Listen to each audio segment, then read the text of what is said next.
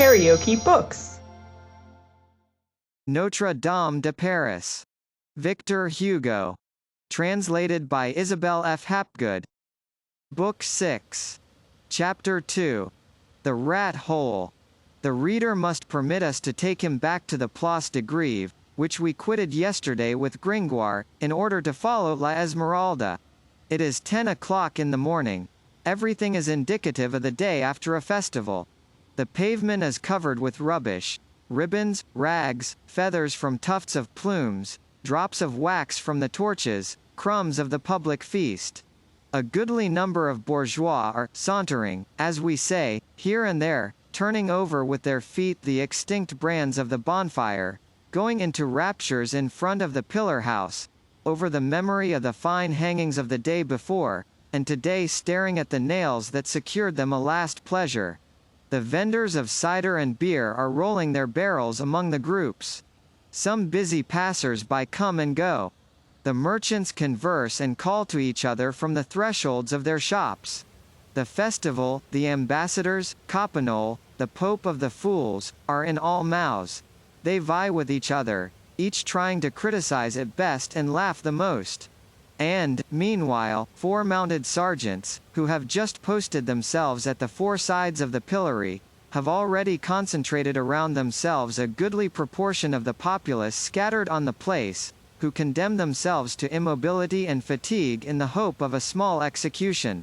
If the reader, after having contemplated this lively and noisy scene which is being enacted in all parts of the place, will now transfer his gaze towards that ancient demi-Gothic, demi-Romanesque house of the Tour Roland, which forms the corner on the quay to the west, he will observe, at the angle of the façade, a large public breviary, with rich illuminations, protected from the rain by a little penthouse, and from thieves by a small grating, which, however, permits of the leaves being turned.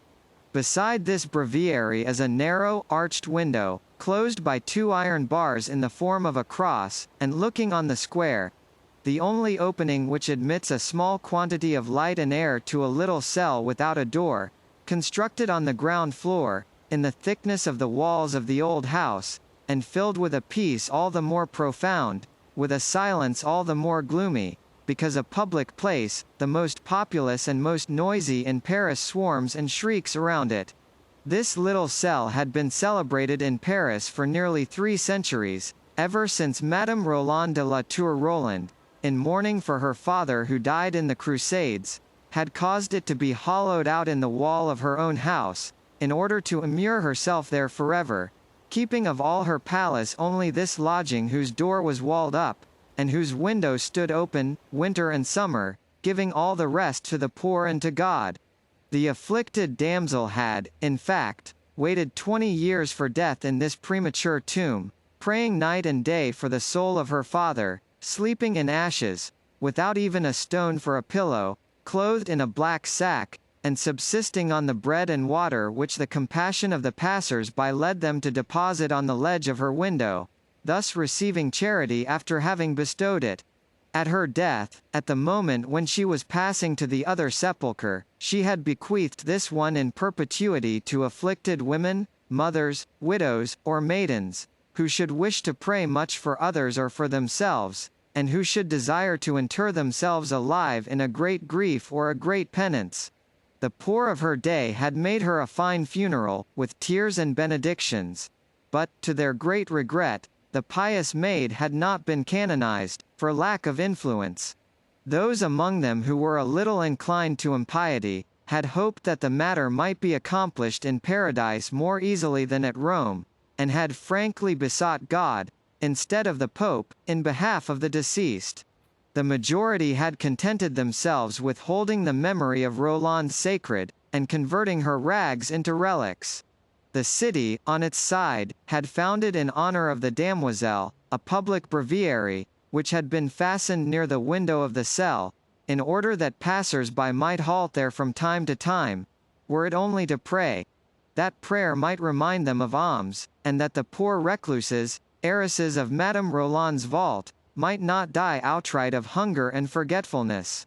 Moreover, this sort of tomb was not so very rare a thing in the cities of the Middle Ages.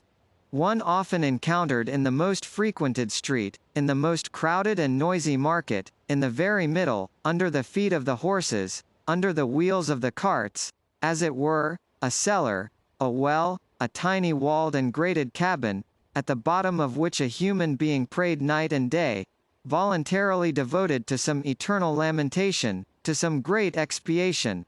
And all the reflections which that strange spectacle would awaken in us today.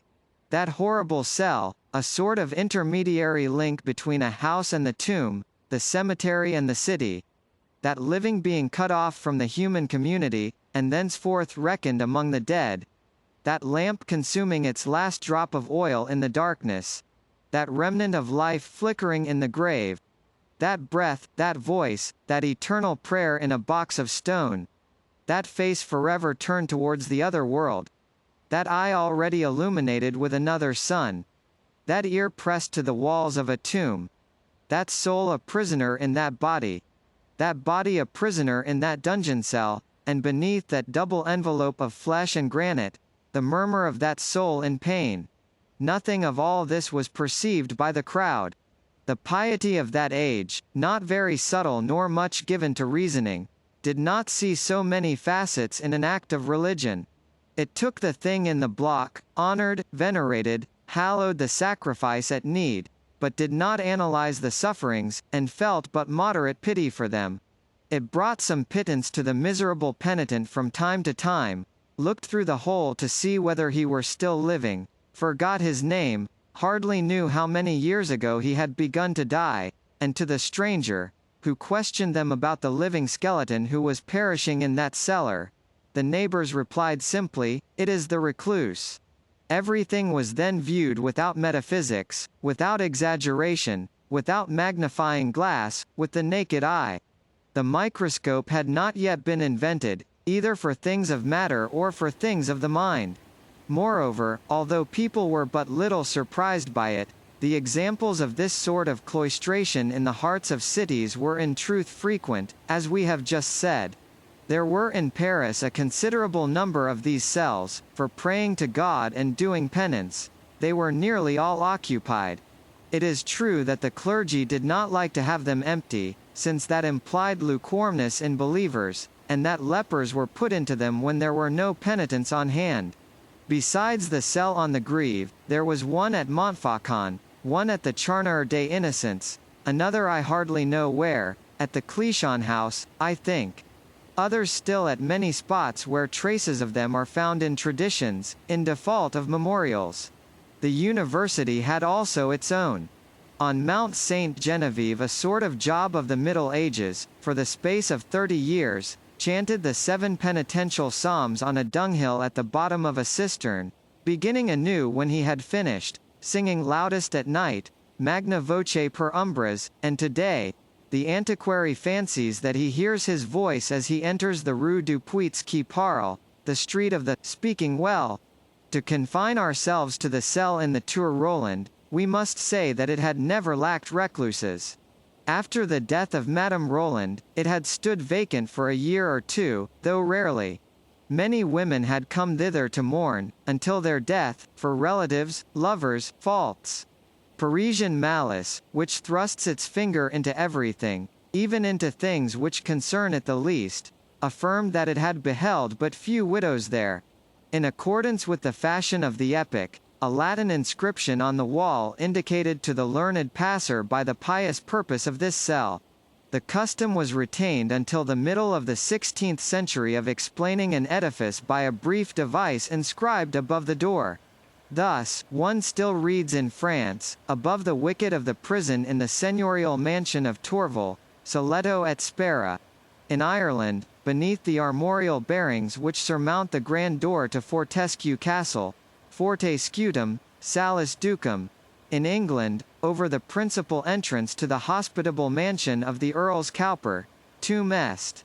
At that time every edifice was a thought. As there was no door to the walled cell of the Tour Roland, these 2 words had been carved in large Roman capitals over the window. Tu, ora. And this caused the people, whose good sense does not perceive so much refinement in things, and likes to translate Ludovico Magno by Port Saint Denis, to give to this dark, gloomy, damp cavity, the name of the rat hole. An explanation less sublime, perhaps, than the other, but, on the other hand, more picturesque.